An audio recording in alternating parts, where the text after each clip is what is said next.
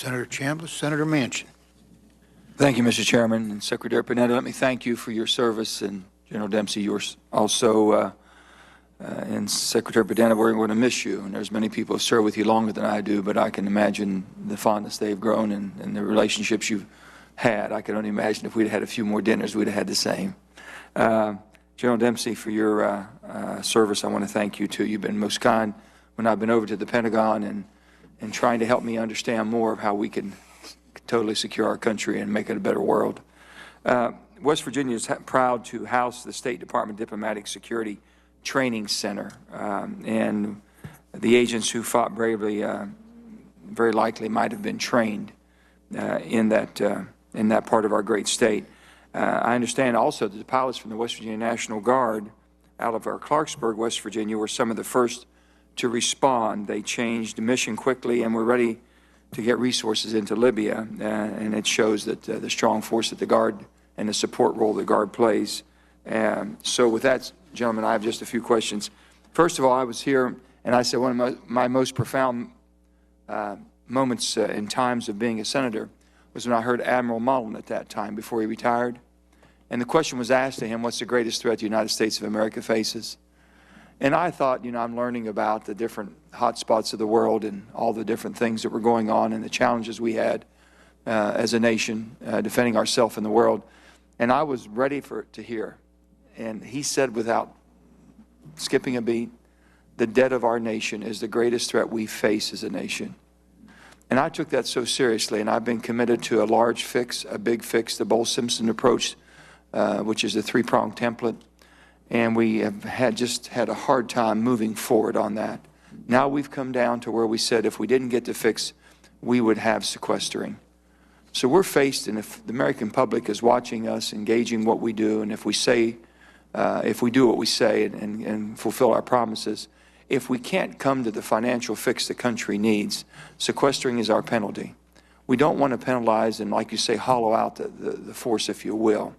How can we help fulfill our promise to the American people that we'll, since we can't come to this, I hope we can. I hope we avoid it.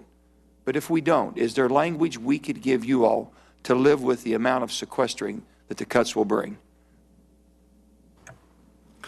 You know, Senator, there is no fix here. I got to tell you that it would be irresponsible for the Congress to allow sequester to go into place.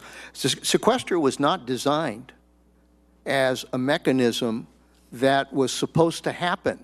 It was designed to be so nuts that everybody would do everything possible to make sure it didn't happen. That's what sequester was about.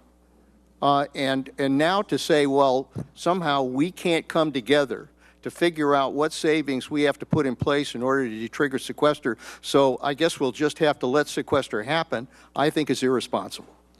Well, then we'd have to, would you not agree, if you were sitting and still in Congress and we can't come to an agreement? I would hope that we could come to an agreement, that we can find a $4 or $5 trillion swing over 10 years is what's been recommended. And it's going to have to be reform, and it has to be in, revenue, and there's got to be cuts in spending, and everyone has to participate. I look at the spending, and I look over the period of time, and I think you and I have spoken about that. This is the least amount of drawdown post-war that we have asked for, but it seems to be doing the most damage. I think you were telling me the timing of it is hitting you harder than anything else. That's right. Is that correct? If I can move on to General Dempsey. General, my question is, what is happening in Mali right now?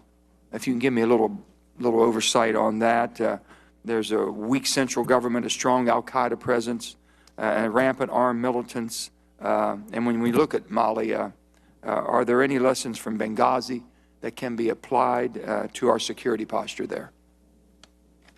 Well, to what's happening, the French have had some good success in pushing the armed groups north into the northern desert.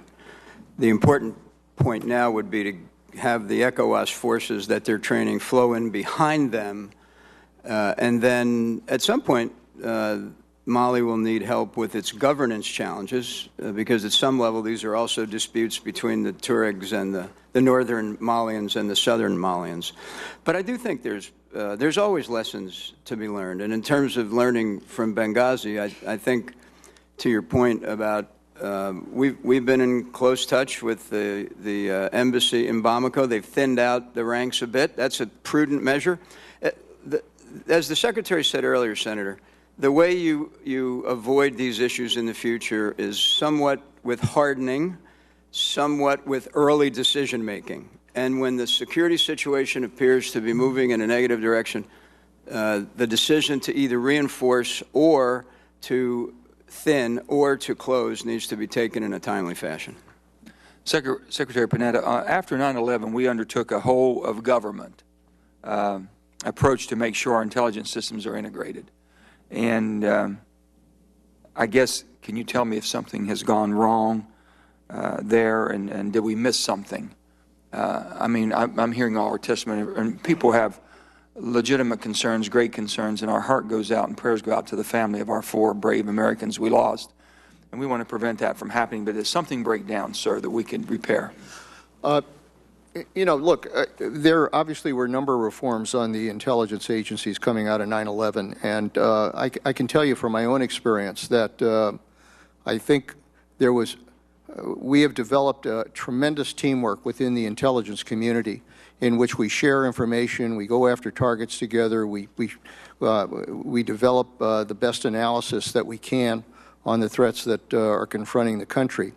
The problem that happens here, and this is something that does need attention, is whether or not we have the best intelligence assets, the best intelligence resources in the areas where we need good information. I mean, you know, we've got a lot of assets around. We've got a lot of resources that are there. We've got SIGINT intelligence. We've got human intelligence. But if you have an area where you don't have resources there, if you don't have good intelligence, then it's going to create a gap, as General Dempsey said.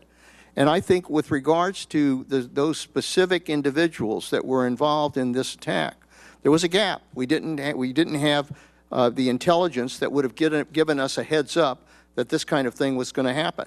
And that is something that we do need to pay attention to. My time is up. Thank you both.